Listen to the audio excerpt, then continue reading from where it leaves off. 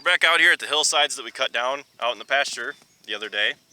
Now, I came through and I raked it today. You can see, well, there's a thistle, better not touch that. Looking pretty good so far. We're looking at coming through and baling it tomorrow. It's still underneath. You can find patches that are still a little wet, but by tomorrow we're thinking that it should be pretty good to go, assuming the moisture dries off pretty early in the day.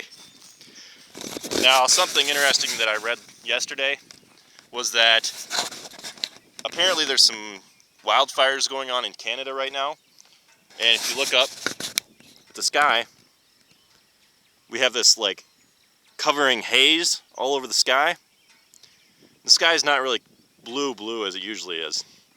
And I guess that's because smoke from the fire out in Canada is traveling southeast, and we're getting some of it. It's traveling through the atmosphere, and I guess the wind gust launched it down south, so now we're getting it. And it's pretty out at least, but the sun's trying to shine through that haze, and we aren't getting the kind of sun exposure we would on a typical day. So the hay has been sitting here for a day or two longer than we would usually expect it to. So tomorrow we plan on coming through and raking it, and I just think I'm going to use this as my intro for baling tomorrow. So thanks for watching, guys. Be sure to check out my other videos. Be sure to subscribe, and I'll see you next time.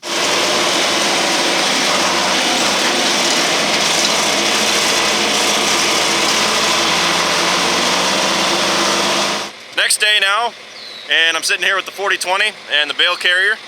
Got my field of corn behind me. We're hauling in bales. Dad's got the Bobcat, and Travis is making the bales with the 4640. So, got the bale carrier here. Gonna start moving the bales over closer to where we can actually get to them with the flatbed, and the truck and trailer. Because as it stands, the hills are too steep for us to move across with the flatbed, so we're moving all the bales over to one hillside, and then we're going to come in with the trailer later on after the bales have kind of cooled off, and we're going to haul them out of here.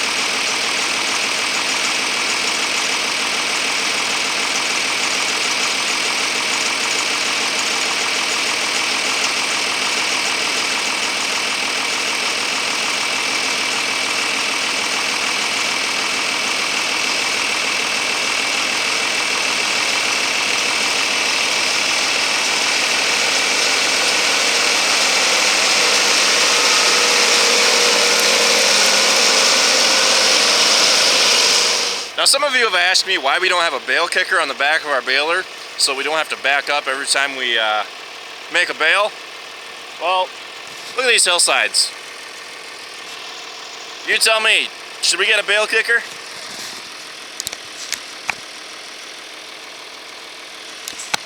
All it takes is turning the baler just the wrong way when you're backing up, and you're going to be sending those bales off down into the ravine. And that's not a good thing. And a lot of our fields are on somewhat hillsides because we live in a hilly area. And these particular hillsides, there isn't really a spot where you can park, or not really park, but that you can stop and push the bales back without having them roll off on you. So it's nice to have a baler without a kicker, because then you can just back up to where you want it to drop, open it up, and then you can have more control over where you're sending it, because bale kickers are intended for flatter areas. If you kick out the bale, it's not rolling anywhere, but around here, in these parts, not a good idea.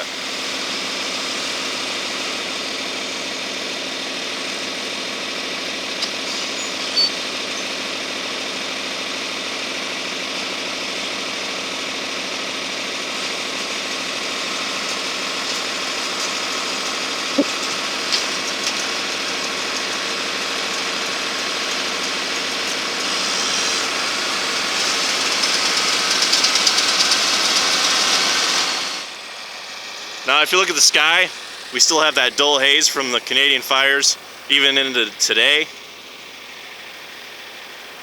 The sky isn't blue, it's just that dull white milky color still. It's been like that for the past few days, and I'm not sure exactly when it's supposed to let up. The sun isn't really that intense.